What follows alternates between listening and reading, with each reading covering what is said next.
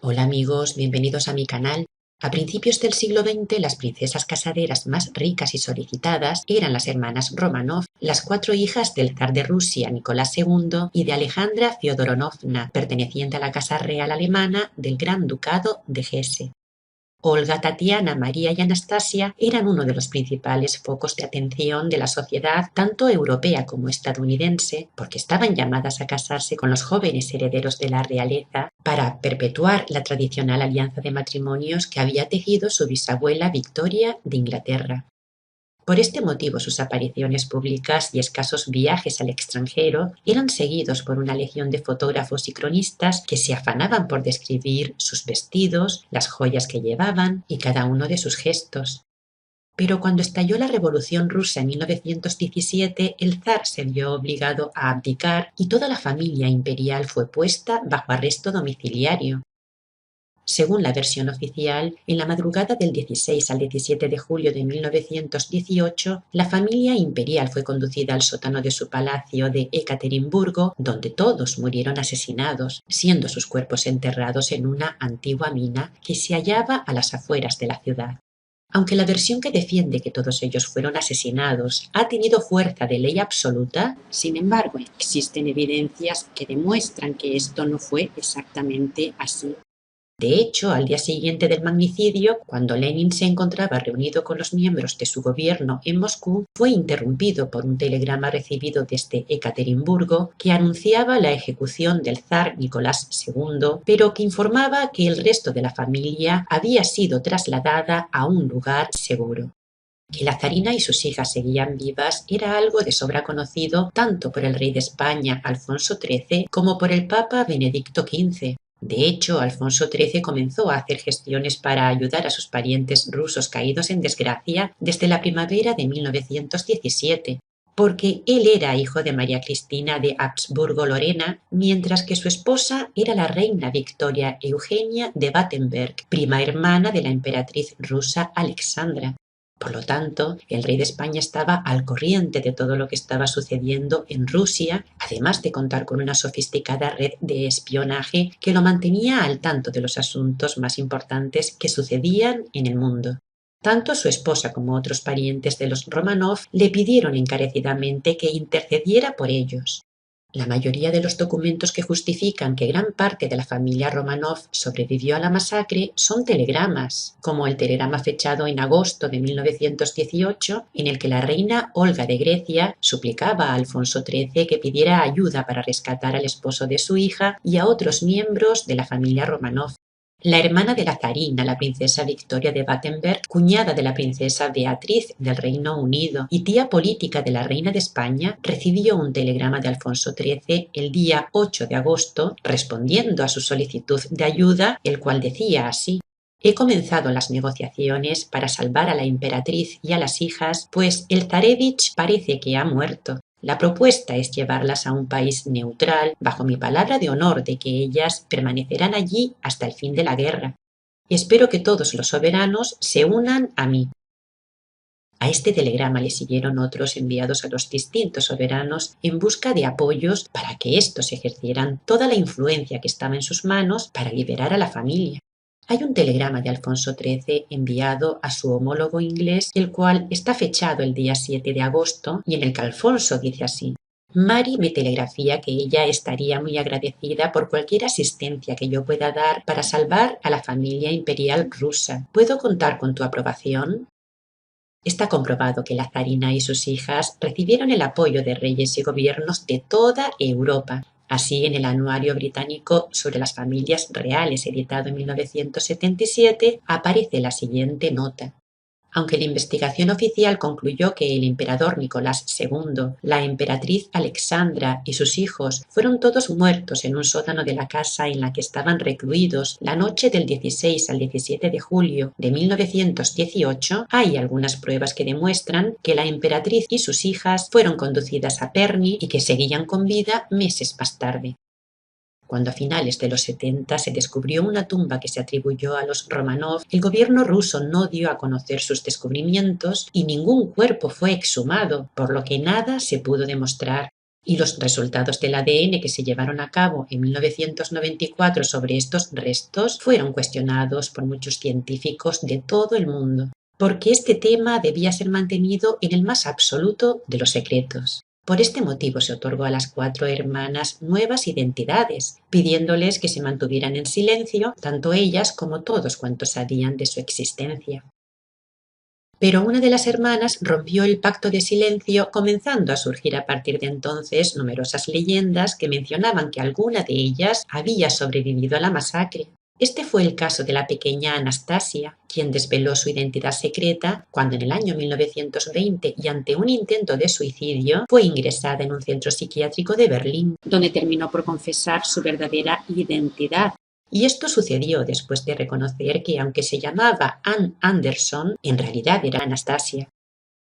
Pese a que demostró gran conocimiento sobre muchos detalles de la vida familiar de los Romanov e incluso fue visitada por miembros de esta familia, quienes constataron su gran parecido físico, sin embargo perdió todos sus pleitos y nunca consiguió el reconocimiento judicial a su identidad.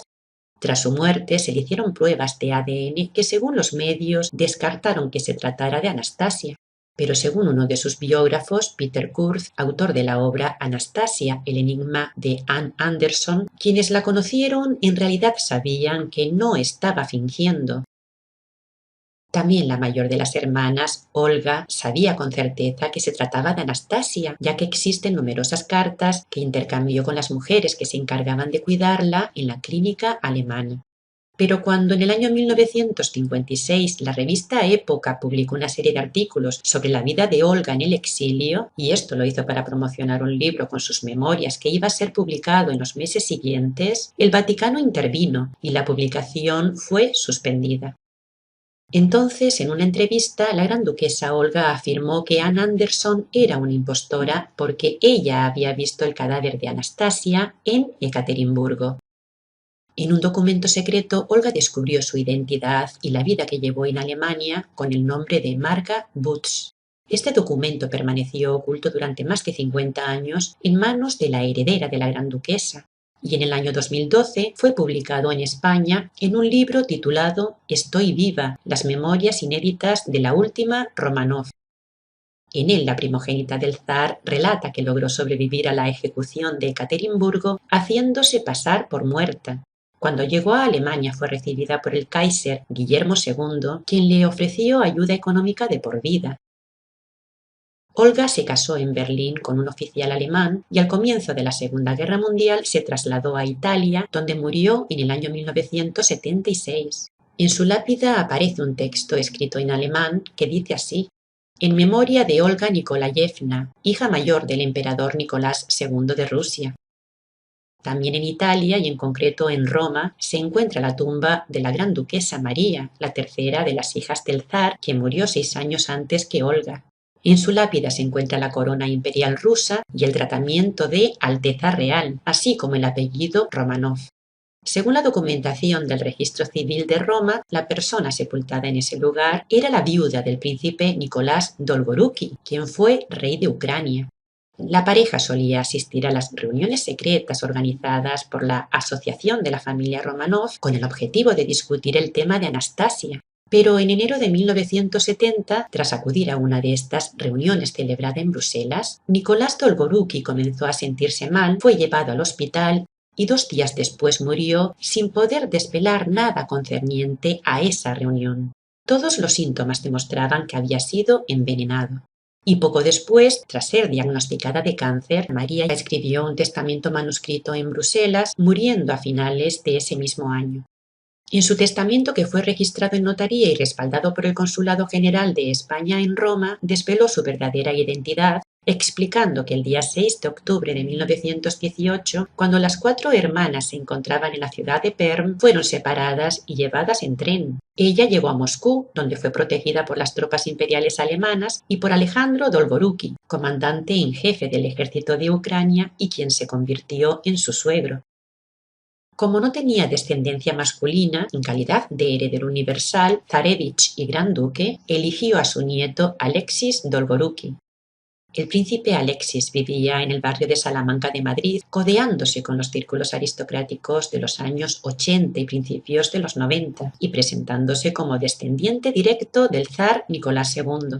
Se mantuvo en contacto con todas las hermanas durante muchos años y se consideraba el jefe de la familia imperial, lo cual le trajo muchos problemas, porque el gran duque Vladimir Kirilovich Romanov, que también vivía en España, igualmente se hacía llamar jefe de la familia imperial.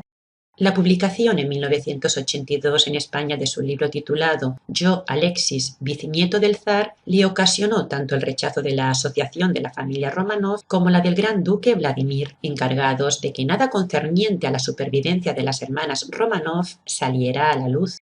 Pero lo que más les molestó fue que a principios de 1994 Alexis iniciara el procedimiento para hacer nuevas pruebas de ADN en un laboratorio de Madrid a los restos óseos encontrados en Ekaterimburgo. Y esto lo hizo usando su sangre y algunas muestras de pelo que tenía tanto de su madre como de su abuela.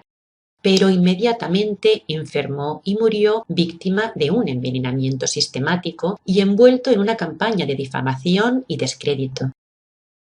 Y ya por último solo nos queda hablar de Tatiana, la segunda de las hermanas Romanov. De ella sabemos que tan solo 3 días después de que Anastasia intentara suicidarse y fuera ingresada, algunos diarios norteamericanos sacaron a la luz la noticia de que ella también seguía con vida. La realidad es que existen claras pistas sobre su vida tras el magnicidio, las cuales fueron aportadas por su hijo Alexandre Eliazar, nacido en 1920 en la capital de Siria, Damasco. En su libro autobiográfico titulado Operación Alice, Alexandre Eliazar asegura que su madre fue la gran duquesa Tatiana Nikolayevna Romanova, hija del zar Nicolás II, mientras que su padre fue el emir Faisalim Hussein, quien fue rey de Siria e Irak bajo el control del Imperio Británico. Aunque a su padre no le sirvió de nada ser aliado de los sionistas, puesto que fue asesinado en Suiza en 1933, cuando Alexandre tenía 13 años. El título de la obra hace referencia a un proyecto secreto diseñado por los nazis en los años 43 y 44, cuyo objetivo era restituir la monarquía en Rusia con él como zar. Y por este motivo tuvo un encuentro secreto con Hitler en su mansión de El Nido del Águila. En esta obra también se incluye el diario de Tatiana, un diario escrito en 1919 en su residencia del castillo de Damasco, y en el que la hija del zar menciona que ella fue la única superviviente del magnicidio de Ekaterimburgo. Pero por mucho que el Kremlin, el Vaticano y las casas reales europeas se empeñen en ocultar cuanto realmente sucedió, son muchas las evidencias que demuestran que las 4 hermanas Romanov siguieron vivas, llevando cada una a cabo su propia misión secreta.